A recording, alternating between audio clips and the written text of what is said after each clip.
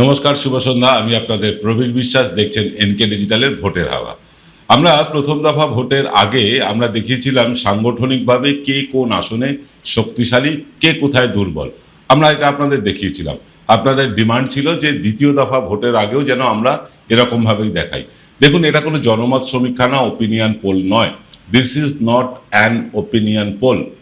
এটা শুধুমাত্র আমরা সমীক্ষা করতে গিয়ে কাদের কোথায় আমরা শক্তি দেখেছি, কাদের কোথায় সাংগঠনিক শক্তি আছে সেটা দেখেছি, প্রচারের ধারভার দেখেছি, তারপরে আজকে এই সিদ্ধান্তে উপনীত হয়েছি।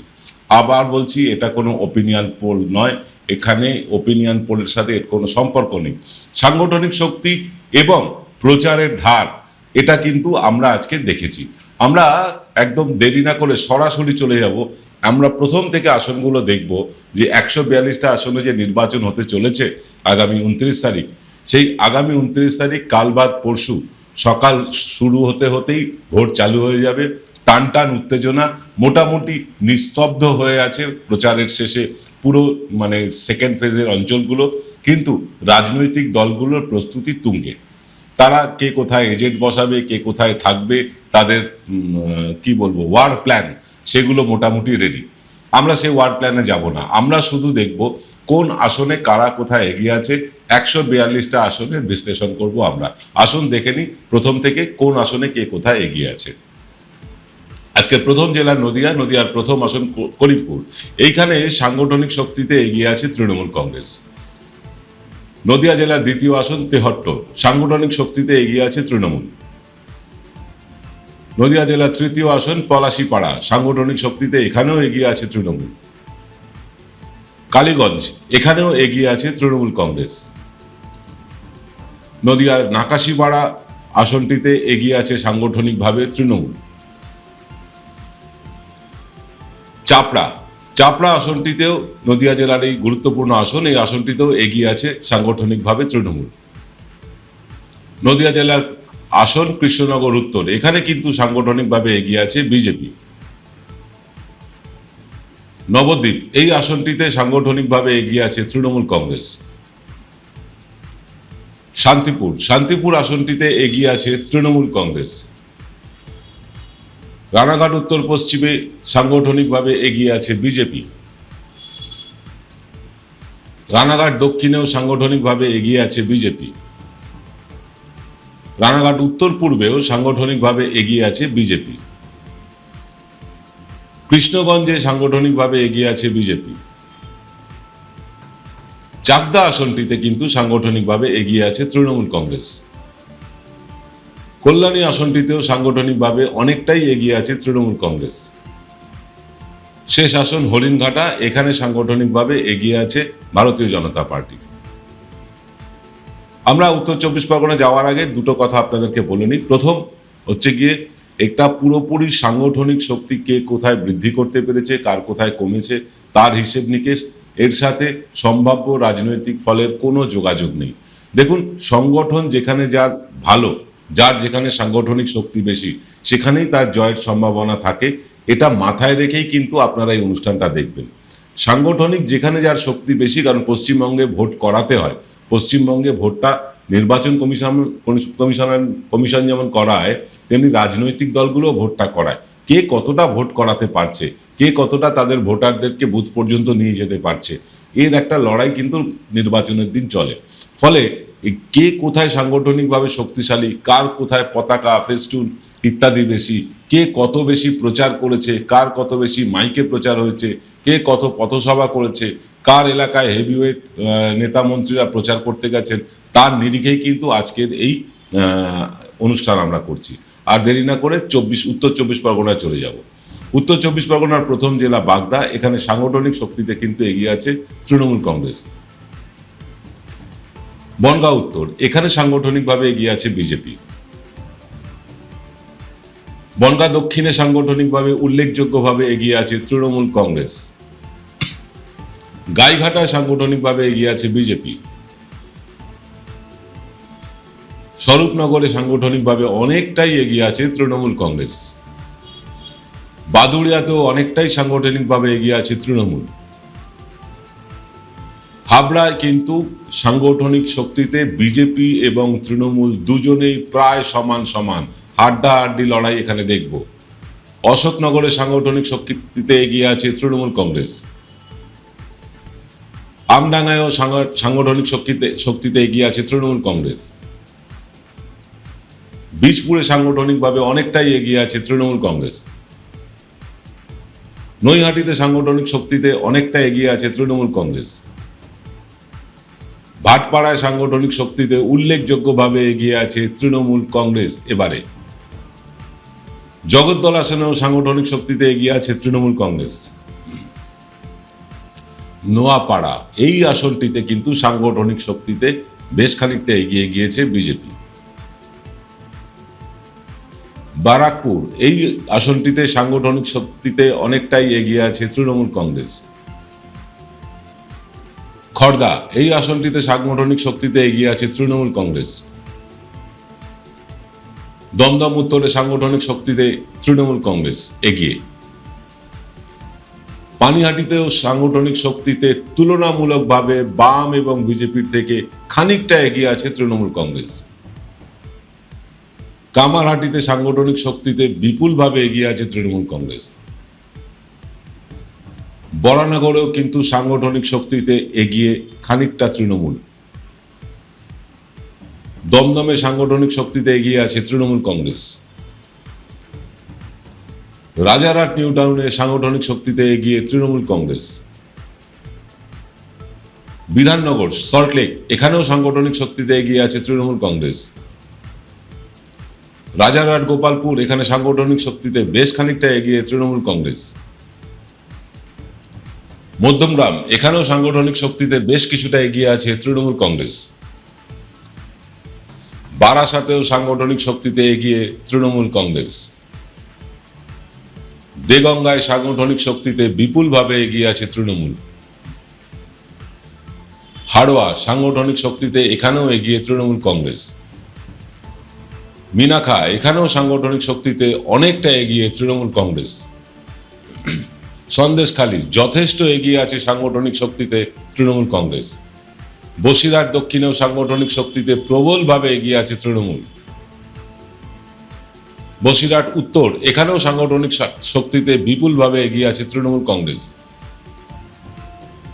হিঙ্গলগঞ্জ এখানেও সাংগঠনিক শক্তিতে বেশ খানিকটা এগিয়ে তৃণমূল কংগ্রেস। আমরা উত্তর 24 পরগনা দেখলাম, আর দেরি না করে চলে যাব সরাসরি দক্ষিণ 24 পরগনায়। দক্ষিণ 24 পরগনার প্রথম আসন গোসাবা। দক্ষিণ 24 পরগনা মূলত তৃণমূলের গড়।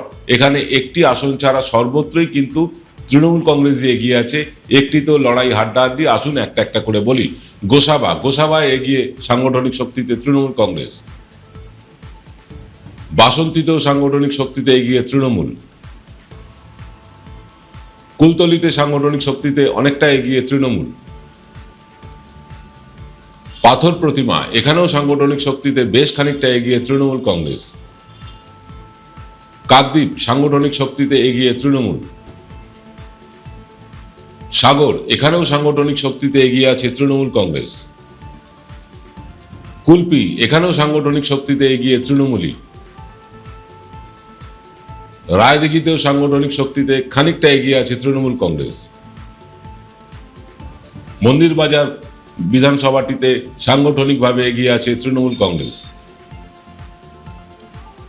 জয়নগর সাংগঠনিক শক্তিতে এখানে বেশ খানিকটা এগিয়ে তৃণমূল। বারুইপুর পূর্বতে সাংগঠনিক শক্তিতে এগিয়ে আছে তৃণমূল কংগ্রেস। ক্যানিং পশ্চিমে সাংগঠনিক শক্তিতে বেশ খানিকটা এগিয়ে তৃণমূল। ক্যানিং পূর্বতেও একই অবস্থা, সাংগঠনিক শক্তিতে বেশ খানিকটা এগিয়ে তৃণমূল। বারুইপুর পশ্চিম সাংগঠনিক শক্তিতে এগিয়ে তৃণমূল কংগ্রেস। মগরাহাট পূর্ব সাংগঠনিক শক্তিতে বিপুলভাবে এগিয়ে আছে তৃণমূল। মগরাহাট পশ্চিমেও বিপুলভাবে সাংগঠনিক শক্তিতে তৃণমূলই এগিয়ে রয়েছে। ডায়মন্ড হারবার এখানেও সাংগঠনিক শক্তিতে বিপুলভাবে এগিয়ে আছে তৃণমূল কংগ্রেস। ফলতা এই আসনটিতেও সাংগঠনিক শক্তিতে এগিয়ে তৃণমূল কংগ্রেস। সাতগাছিয়া সাংগঠনিক শক্তিতে এগিয়ে তৃণমূল। বিষ্ণুপুর সাংগঠনিক শক্তিতে এখানেও এগিয়ে রয়েছে তৃণমূল কংগ্রেস। সোনারপুর দক্ষিণ এখানেও সাংগঠনিক শক্তিতে বেশ খানিকটা এগিয়ে তৃণমূল কংগ্রেস। ভাঙড় এখানে সাংগঠনিক শক্তিতে এগিয়ে আমরা রেখেছি আইএসএফ কে, কিন্তু এবারে লড়াইটা আইএসএফ এর কাছে ভীষণ কঠিন, একদম ঘাড়ের কাছে নিঃশ্বাস ফেলছে তৃণমূল। এই আসনটিতে কিন্তু তৃণমূল ভালো ফল করতেও পারে। কসবা এই আসনটিতে সাংগঠনিক শক্তিতে এগিয়ে রয়েছে অনেকটাই তৃণমূল। যাদবপুরে সাংগঠনিক শক্তিতে বেশ খানিকটা এগিয়ে তৃণমূল কংগ্রেস। সোনারপুর উত্তরে সাংগঠনিক শক্তিতে এগিয়ে আছে তৃণমূল। টালিগঞ্জ এই আসনটিতে সাংগঠনিক শক্তিতে এগিয়ে রয়েছে তৃণমূল কংগ্রেস। বেহালা পূর্বতেও সাংগঠনিক শক্তিতে এগিয়ে তৃণমূল। বেহালা পশ্চিম ঠিক দেখছেন, সাংগঠনিক শক্তিতে এগিয়ে রয়েছে তৃণমূল কংগ্রেসই। মহেশতলা সাংগঠনিক শক্তিতে এগিয়ে রয়েছে তৃণমূল। বজবজ সাংগঠনিক শক্তিতে এখানেও এগিয়ে তৃণমূল কংগ্রেস। মেটিয়াব্রুজ এই আসনটিতে সাংগঠনিক শক্তিতে অনেকটাই এগিয়ে আছে তৃণমূল কংগ্রেস। আমরা পরবর্তী জেলাগুলোতে যাব, পরবর্তী আসনগুলো দেখব, তার আগে নিতে হবে ছোট্ট একটা বিরতি। ফিরছি বিরতির পর, কোথাও যাবেন না। Welcome to the world of civil business. A Bengali business personality and the most successful business group, Roy Construction Group of companies, now coming Sarib, West Bengal. Mr. Anup Roy, the managing director of the Roy Construction Group company, ready to serve his native land, the mother Bengal.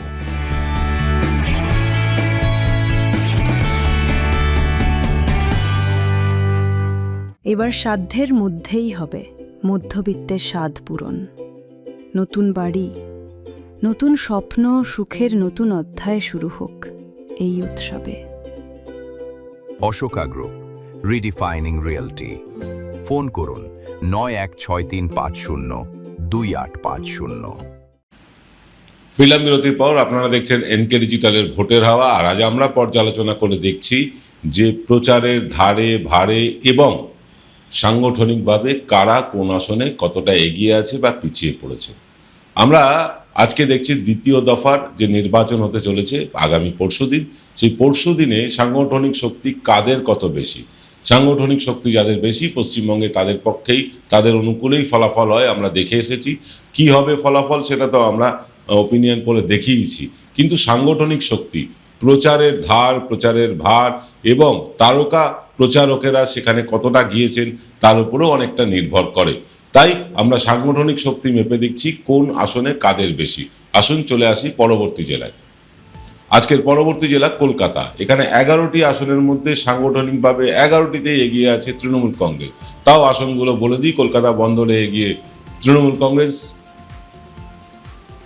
ভবানীপুরে এগিয়ে তৃণমূল কংগ্রেস, রাসবিহারীতেও এগিয়ে তৃণমূল কংগ্রেস, বালিগঞ্জ আসনে এগিয়ে তৃণমূল কংগ্রেস। চৌরঙ্গী আসনটিতে সাংগঠনিক শক্তিতে এখন প্রায় দুপক্ষই প্রায় সমান সমান। দুই রাজনৈতিক যুযুধান এখানে লড়াই করবেন। ফলাফল কি হবে এক্ষুনি বলা যাচ্ছে না, কিন্তু এখানে লড়াইটা বেশ জমজমাট হবে, এ ব্যাপারে নিশ্চিত। এন্টালি এখানে সাংগঠনিক শক্তিতে এগিয়ে তৃণমূল। বেলেঘাটা সাংগঠনিক শক্তিতে এগিয়ে বিপুলভাবে তৃণমূল। জোড়াসাঁকো সাংগঠনিক শক্তিতে এখানেও এগিয়ে তৃণমূল। শ্যামপুকুর এইখানে সাংগঠনিক শক্তিতে এগিয়ে আছে তৃণমূল কংগ্রেস। মানিকতলা এই আসনটিতেও সাংগঠনিক শক্তিতে খানিকটা এগিয়ে রয়েছে তৃণমূল কংগ্রেস। কাশীপুর বেলগাছিয়া এই আসনটিতেও সাংগঠনিক শক্তিতে বেশ খানিকটা এগিয়ে রয়েছে তৃণমূল কংগ্রেস। পরবর্তী জেলা হাওড়া। হাওড়ায় 16টি আসন। হাওড়ার প্রথম আসন বালি, এখানে সাংগঠনিক শক্তিতে অনেকটাই এগিয়ে গিয়েছে তৃণমূল কংগ্রেস। উত্তর হাওড়ায় এখানে কিন্তু সাংগঠনিক শক্তি দুপক্ষরই সমান সমান, অর্থাৎ বিজেপি তৃণমূল দুই যুযুধানের সাংগঠনিক শক্তি প্রায় সমান। নির্বাচনের দিন কারা কতটা স্নায়ু ধরে রাখতে পারছে, কারা কতটা লড়াই দিতে পারছে তার উপর কিন্তু এখানে ফলাফল নির্ভর করবে। মধ্য হাওড়া সাংগঠনিক শক্তিতে বিশাল এগিয়ে আছে তৃণমূল কংগ্রেস। হাওড়া শিবপুর এইখানেও সাংগঠনিক শক্তিতে এগিয়ে আছে তৃণমূল। হাওড়া দক্ষিণ এখানেও সাংগঠনিক শক্তিতে এগিয়ে তৃণমূল। সাঁকরাইল এই আসনটিতেও এগিয়ে আছে সাংগঠনিকভাবে তৃণমূল। পাঁচলা আসনটিতে বিপুলভাবে এগিয়ে আছে সাংগঠনিক শক্তিতে তৃণমূল। উলুবেড়িয়া পূর্ব এখানে সাংগঠনিক শক্তিতে এগিয়ে আছে তৃণমূল কংগ্রেস। উলুবেড়িয়া উত্তর এখানেও সাংগঠনিক শক্তিতে বিপুল এগিয়ে আছে তৃণমূল কংগ্রেস। উলুবেড়িয়া দক্ষিণ এখানেও সাংগঠনিক শক্তিতে অনেকটাই এগিয়ে তৃণমূল। শ্যামপুর এখানেও সাংগঠনিক শক্তিতে বেশ খানিকটা এগিয়ে রয়েছে তৃণমূল কংগ্রেস। বাগনান এখানে সাংগঠনিকভাবে বিপুলভাবে এগিয়ে আছে তৃণমূল কংগ্রেস। আমতা এখানেও সাংগঠনিক শক্তিতে এগিয়ে তৃণমূল কংগ্রেসই। উদয়নারায়ণপুরে সাংগঠনিক শক্তিতে এগিয়ে তৃণমূল কংগ্রেস। জগৎবল্লভপুরে সাংগঠনিক শক্তিতে এগিয়ে তৃণমূল কংগ্রেস। হাওড়ার শেষ আসন ডোমজুড়ে সাংগঠনিক শক্তিতে বিপুলভাবে এগিয়ে আছে তৃণমূল কংগ্রেস। পরের জেলা হুগলি, এখানে উত্তরপাড়া আসনটি খুব গুরুত্বপূর্ণ। এখানে তিন যুযুধান লড়ছেন, বাম, তৃণমূল এবং বিজেপি। তিন পক্ষই প্রায় সমান সমান। ভোটের ময়দানে লড়াই, ভোটের দিনের লড়াইয়ে কিন্তু ফয়সালা হবে এখানে কারা স্নায়ুর যুদ্ধে এগিয়ে রইল, কারা শেষ পর্যন্ত নাক ধরে রাখলো, তারাই শেষ পর্যন্ত জয়ী হতে পারেন। শ্রীরামপুর এখানে সাংগঠনিক শক্তিতে এগিয়ে তৃণমূল। চাঁপদানি এখানেও সাংগঠনিক শক্তিতে এগিয়ে রয়েছে তৃণমূল। সিঙ্গুর আসনটিতে সাংগঠনিকভাবে এগিয়ে তৃণমূল কংগ্রেস। চুচুড়া আসনটিতে সাংগঠনিক শক্তিতে তৃণমূল কংগ্রেস খুব সামান্যই। চন্দননগরে সাংগঠনিক শক্তিতে এগিয়ে তৃণমূল কংগ্রেস। বলাগড় আসনটিতে সাংগঠনিকভাবে এগিয়ে আছে তৃণমূল। পান্ডুয়া আসনটিতেও সাংগঠনিকভাবে এগিয়ে অনেকটাই তৃণমূল। সপ্তগ্রাম এখানে সাংগঠনিক শক্তিতে সামান্য হলেও এগিয়ে আছে তৃণমূল কংগ্রেস। চণ্ডীতলা আসনটিতে এগিয়ে আছে তৃণমূল কংগ্রেস সাংগঠনিকভাবে। জাঙ্গিপাড়ায় সাংগঠনিক শক্তিতে বিপুলভাবে এগিয়ে আছে তৃণমূল কংগ্রেস। হরিপালেও সাংগঠনিক শক্তিতে অনেকটাই এগিয়ে আছে তৃণমূল।